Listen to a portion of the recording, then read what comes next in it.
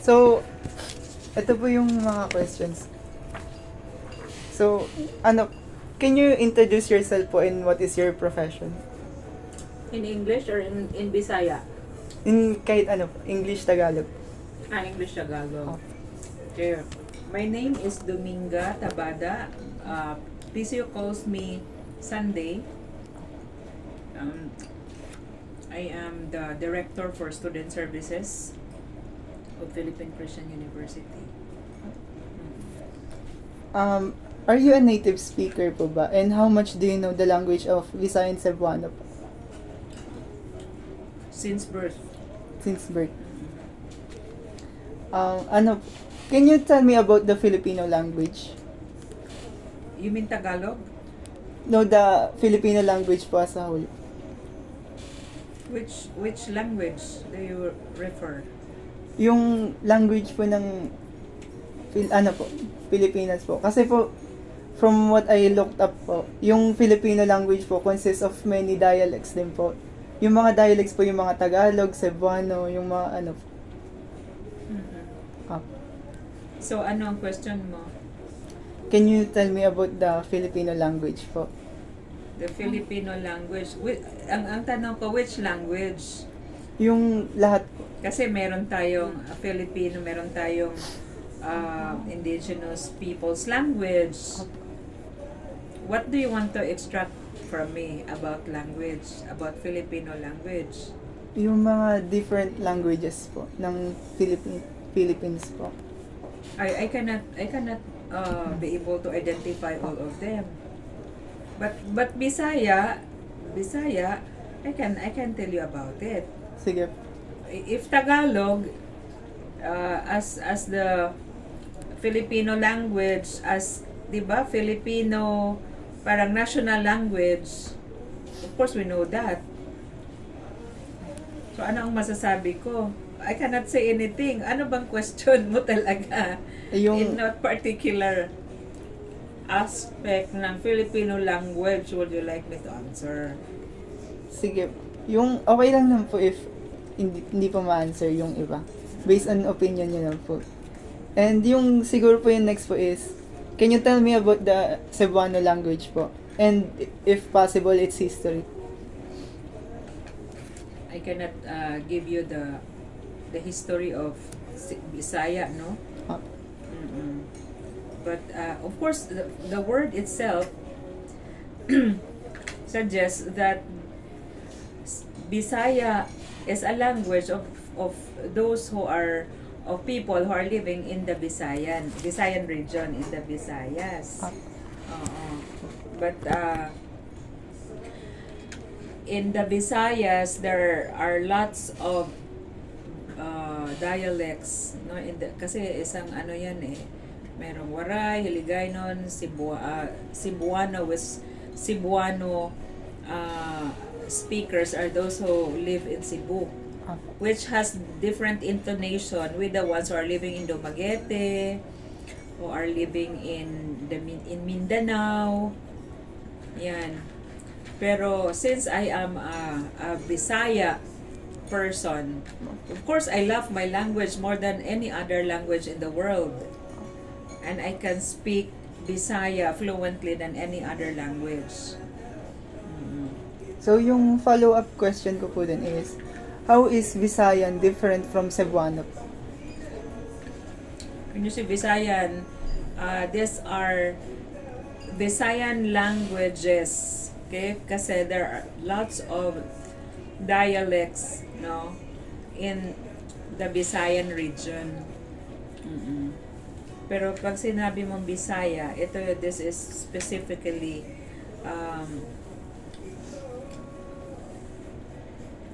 one of the dialects, no, in the Visayan region. Oo. Kasama niya yung mga Waray, Hiligaynon. Yun. Bisaya is one. So, how does Cebuano differ linguistically and culturally from Tagalog? In terms of language? Ah. Of course, yung kanyang use of the word. You have in Tagalog, for example, langgam. Langgam in Bisaya is bird. Pero langgam in Tagalog is an ant. Very small, is an ant. So it has different usage. But there are some words na that are used also, Cebuano or Bisayan words na are also used in Tagalog, like kawatan. That is a Bisayan word. Ano po yung meaning po? Kawatan in Tagalog is magnanakaw. Oo, but I've heard in the news na they're also using kawatan, which referring to magnanakaw. So, what do you think about the Cebuano language as a whole, culturally and historically, and its importance to the Philippines country? Again, ano yung question mo? What do you think about the Cebuano language as a whole, culturally, historically, and its importance to the country? Well, yung language, Visayan language that is also an identity. No, an identity of people who are Visayan people. When they speak Bisaya, that speaks of who they are as Visayan, Visayan people. It also speaks of their culture, their way of life, the way they perceive things, in the way they practice, in so many aspects, in the way they communicate with people, in the behavior, because sabi nila Tagalogs have different behavior with the ones who are from Visayas. There is that parang generalization that Tagalog people are arrogant than the Visayan. But it's a generalization. I'm not saying that all Tagalog people are, like that. And there are lots of impressions between Tagalogs and Visayan people.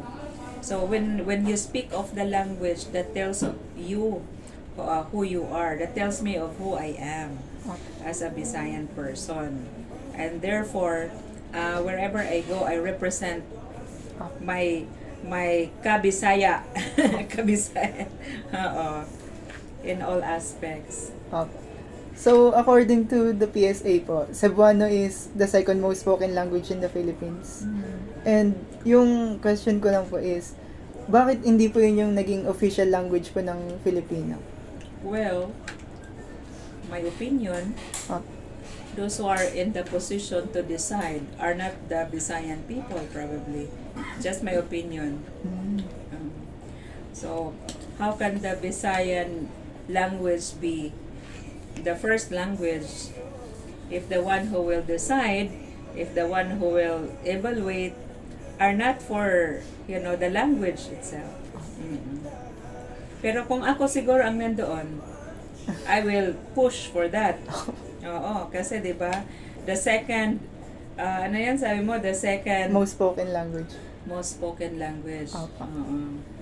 So, how do you view the current state of Cebuano in the Philippines in terms of cultural heritage and everyday use as of today?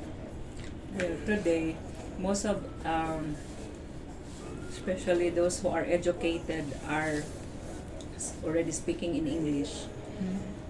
People who have gotten their education from yung mga prestigious schools, which ang tawag doon, yung kanilang medium of instruction is English. Of course, they're already speaking in English in school. Those children who are sent to English, English as the medium of instruction, in that school are also English speakers at home. Mm. Kaya talking of the native language, 'di ba sa K-12 merong tawag doon mother tongue. Ah. So English is already the mother tongue of those who are speaking Visayan people that are speaking in English.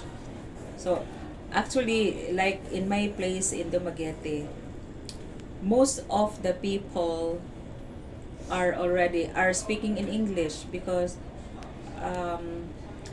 probably most of the people that I've heard in church or in school, children, they are speaking in English. In school mismo, all of them are speaking in English because if you don't speak in English, you will be fined. You will pay a certain amount. And those are graduates of that school, of those schools around. They are also training their children to speak in English. Ah. So yung mga Bisaya, nag-i-English na. Oo, may mga Bisaya na could not even make a sentence in Bisaya, In pure. in pure Bisaya. Like my child, he can speak fluently in English and can express himself well when he speaks in English. Ah. Oo. So, what are the benefits do you see in new learners trying to learn the language of Cebuano? Marami. You get to communicate well with the Visayan people. When you go to the Visayan region, you wouldn't have a hard time to express yourself. And of course, you would get to enjoy the community, the culture, and everything with them. Ah. And in terms of learning in Cebuano, what are the key challenges in teaching or in learning regional languages such as Cebuano? Key Challenges po. key challenges. Well, first challenge siguro if you don't know how to speak it. If you don't know how to speak the language, how could you teach? And if you are not a native Visayan speaker or Cebuano speaker, you would rely on what's available in books or any other materials around. While when you are a native speaker, you would get to know the difference between how this word is being used, like in Negros, how this word is being used in other places, no. So it's really a challenge. Because you also need to understand where your class, your class is coming from, what particular region, although Bisaya siya, but Visayan word is used differently depending on which location or where do you belong, what place do you belong. Oo. So even in kami sa Visayan, sa Visayas, or ako Bisaya, if I teach Bisaya, I would get to know you kung saan ka galing. Oo. So, unlike when you teach in English, English is the same English being taught in Manila, being taught in Visayas, and in Mindanao. Oo. So, very challenging if you teach this language to others. But of course, meron kasi siyang, kung Tagalog speaker, I think it's just madali. It's just easy. Kasi may mga similarities naman. But first, aside from that, it's up to the students' open-mindedness in learning the language. Diba, kahit anong language, if you're not open to it, then it would be very difficult for you to learn. Yes. So, in your opinion po, what types of language learning do you believe would most effectively engage in learners and reflect the authentic use of Cebuano? speak the language. Use it. Use it. Mm. Use it. Just like in English, diba, if you don't use it, regardless of how well you know the grammar, the construction, the structure, if you don't speak the language, it would be very, very difficult for you to learn to communicate well the language. So, in your opinion, what role does a language play in preserving the cultural identity of Cebuanos or Cebuano-speaking communities? The ano yun? What is the role? Of what is the role of what role does language play in preserving the cultural identity of Cebuano-speaking communities? Preserving the cultural identity. Yes. Well, the role of Cebuano language in preserving the identity of the people in Visayas. Of course, when you speak the language, that tells you of who you are. So that is one way of preserving your identity. Pag nawala yung Bisaya sa'yo, or yung Tagalog sa'yo, hindi ka na marunong mag-Tagalog, kasi chong-chong ka na. Of course, your identity is beginning to lose, no? I mean, nawala. So, isa yan na makapag-preserve ng identity is to really speak the language. And another one is siguro yung language, aside from identity, is yung the spirit. I don't know, but the spirit of speaking, in one language, very powerful kasi yan eh. Diba, if you hear someone who speaks the same with you, parang there is that connection. There is that connection. Yes. So that sense of community is being experienced. So I think that's one way of preserving the identity. The culture and the identity of siguro yun ang ko, although very randomly, I'm not prepared to,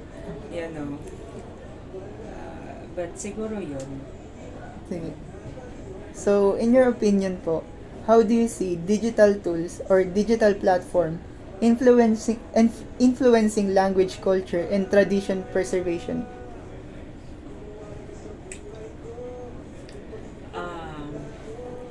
Digital tools or tools. digital platform. Ano ang role niya to preserve The culture and tradition preservation. Well, kung gagamitin si digital tool to propagate, to make the world be aware of sino tayo. Yes. Oo. When that digital tool is being used correctly or appropriately to show to the world na ganito tayo, well, that would be of great help. Pero if the digital tool ngayon ay ginagamit to destroy, hindi siya nakakatulong. So being responsible siguro of using that digital tool in ano bang tawag doon? Parang telling the world that you are proud. Exposing yourself through identity to the world. Kasi yun ang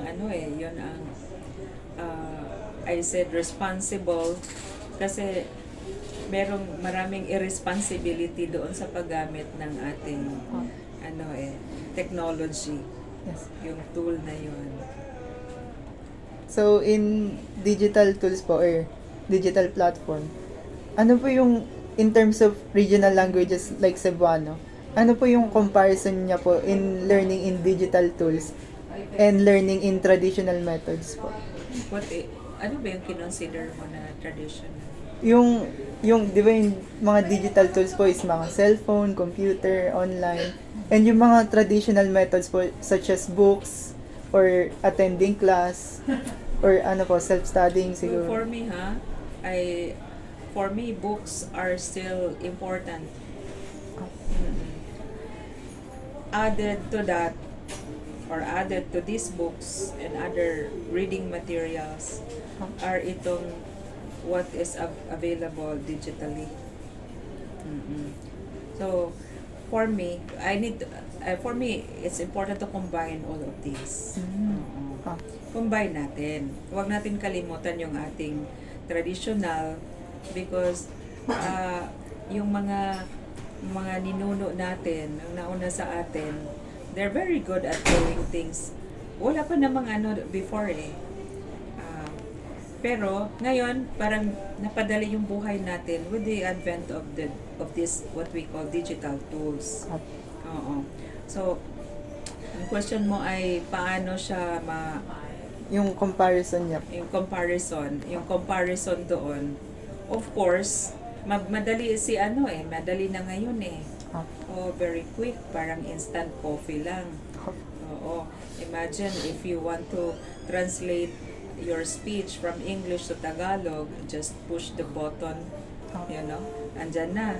Lumalabas na siya kung paano siya ita-translate sa Tagalog. ah, Oo. So, madali. Unlike before, it will take so much time kasi you'll still look for the dictionary, you use the Filipino dictionary in order for you to be able to get the exact translation of a word. Oo. So, yun. Mas easy, madali. But as what I have said, we have to be responsible. Oo. And make use of what is available para sa ikabubuti at ikakatulong sa progress mo, sa progress ng organization or institution. Ganyan. Pero comparison talaga, siyempre medyo talaga before. Diba? Hindi na kayo pumupunta ng library, no? sakto na lang. Not as much as dati po. Oo, not as much as dati. Ah, Kami before, all our lives, when I was a student, Yes. all my life was spent in the library. When I do research, I do my paper, I always go to the library. Ngayon, when I had my masteral and I had my doctoral, most of my readings are from what is available in the internet. yes. So, follow-up question ko lang po dun is, in traditional learning, such as books po ba, is it too formal to learn the language Cebuano? I don't know in what context. Like, sa mga books po ba, is it like, too formal po, yung parang, yung mga tinuturo po dun is, same po ba sa paggamit po yung pakikipag-usap in everyday use po ba? Ang tinuturo sa books. Ah, I am not so sure. I'm not teaching it anyway. ah, I'm not a language teacher. But I don't know how language is being taught. But for me, siguro, if you really want to learn the language, you have to sit, read, write, and speak. Oo. So, siguro that's very formal in that sense. Kasi, you have to learn it. You have to read. No, you have to read, you have to learn, you have to understand, you have to speak. ah, Oo. In order for you to be able to learn the language, yes. no, you sit.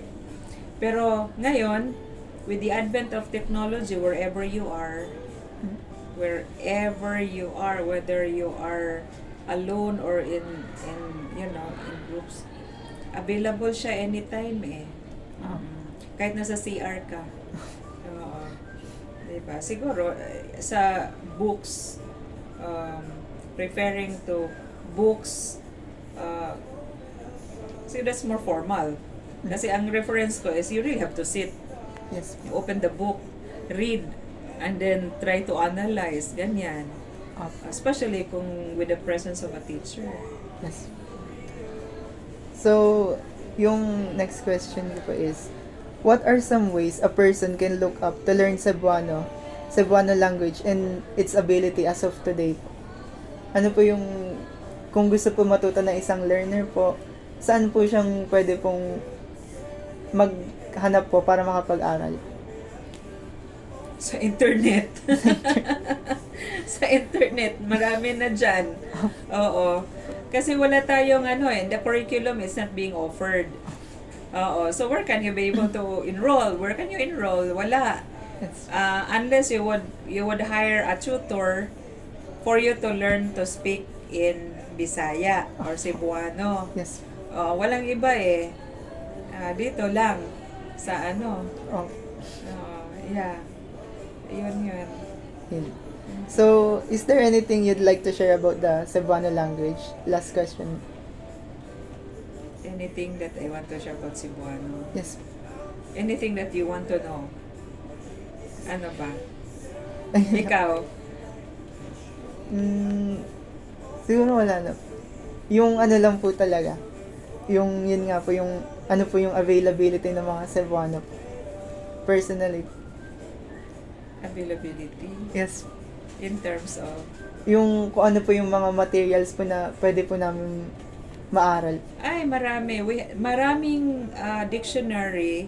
May mga Cebuano dictionary sa mga libraries. Oo. Tanungin mo lang ang librarian. Sige. Oo, meron naman talaga. Marami merong dalawang yata, kasi dalawa yung ginamit ko when I got to be involved in the translation team for Cebuano translation. We used 2 dictionaries na Bisaya talaga. Oo. Yun. Ano po kayo ng books po about Cebuano? Nag-translate lang. Tinranslate namin yung isang sa church kasi sa church ito we have that church hymnal. You know what a hymnal is? It's a compilation of hymns, mga kumbaga songs na ginamit sa church. Yes. They're all in English. So they invited me to join in the translation team. So kaya alam ko yung merong 2 dictionaries na Cebuano. Yeah, pero if you are interested talaga to learn the Bisaya, the Visayan language or the Cebuano language for that matter, well, masaya. Masaya. That would add, in the list of the language that you're speaking. Very big help. Kasi big help kasi kung pupunta ka ng Cebu or sa Mindanao, Davao, syempre hindi ka na mahihirapan. Hindi rin sila mahirapan sa iyo. Diba? So that's all the question I have for today po. I hope I have helped you Yes. something. Bakit may question ako sa iyo? Why do you choose Cebuano yung mo? Yes. Language as your focus of study. Kasi po, yun nga po yung tinanong ko po na question po sa inyo is, parang if you want to learn the Visayan or Cebuano languages nga po, parang sobrang onti po ng material na meron po tayo today. Such as kanina po, ang dami ko pong pinuntahan po na university, pero wala pong mga nagtuturo po ng Cebuano. Kahit dyan na po sa Manila.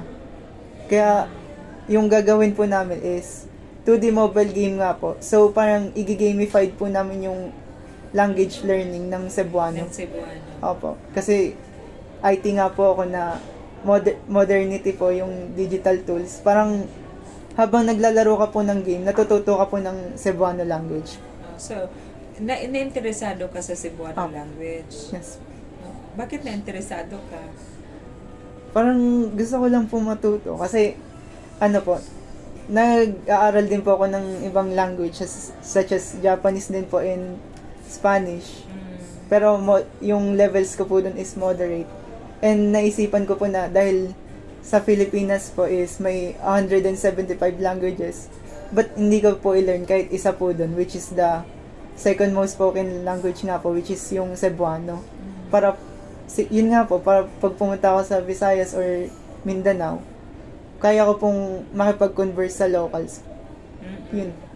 Yeah. Ah. So, ang mga mga respondents mo, mga Bisaya. Yes. Mga Bisaya. Ah. Oo. Why don't you also ask the Tagalog people of their perspective about the Cebuano language? Siguro po yung, iba po kasi yung interview tsaka survey namin.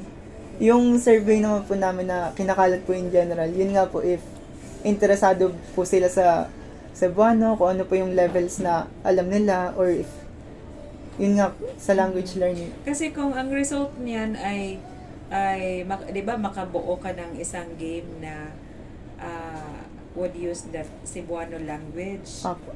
Oo. Eh kung kami lang din ang makikinabang, kung kami lang ang makikinabang, what's the use? Kasi alam naman namin yung mga terms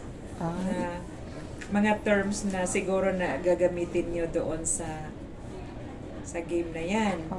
Kaya natanong ko na why don't you also get the perspective of sino ba ang mga target na beneficiary nung iyong research? So, yung interview po namin ngayon is, nagtatanong lang po kami ng mga, may mga expertise sa Cebuano, para ma-in-depth po namin na kung ano po yung pwede po namin sa system po namin. Nagtatanong lang po kami if, kasi iba-iba sa mga previous interviews ko po, iba-iba po yung definition nila sa Visayan, sa Cebuano, kung ano po yung pinagkaiba nila. Parang po ako ng mga different expertise po at i-analyze ko po yung bawat sagot po. Kasi yung previous interview ko po online is sinabi niya po na there's no such thing as Visayan daw po. There's only Cebuano. So, yung iba rin po na hindi po alam yung pinagkaiba. Yun. Parang nagtatanong po kami ng mga expertise po muna para malagay po namin yung po. Kasi very dynamic ang Visayan language. Languages. Kaya pag sinabing Visayan, it's the whole Visayas. It's the whole Visayas. Tapos yung di ba may mga waray, ganyan. So how, and I'm just curious ba na sa daming languages, dialect ba yan? Na meron si Visayas, maraming which of the languages available na gagamitin mo talaga para doon sa para sa game mo? Scope and limitations po namin. So, yung pinaka-scope lang po talaga namin is yung Cebuano lang po, which is yung spoken nga po sa island ng Cebu, sa majority ng Mindanao, such as Davao, mga Cotabato. So, yung Cebuano lang po talaga. Kasi from what I looked up po, yung Cebuano po, marami din po yan, yung mga Hiligaynon. So, nasa po namin, yung limitations po. Naka-scope lang po talaga kami sa Bisaya. Opo. Bisaya lang talaga. Bisaya. Yung sinasalita po sa Davao, Cebu, yung mga main lang. Yung mga main lang. Common nila. Tapos yun nga po na konti lang po dito sa Luzon yung nakakaalam din po ng Cebuano. So yung mag-benefit ng study ninyo is yung yung mga Visayan speaking. Hindi po, yung mga gusto po matuto talaga. Oo. Maganda naman yung mo siguro.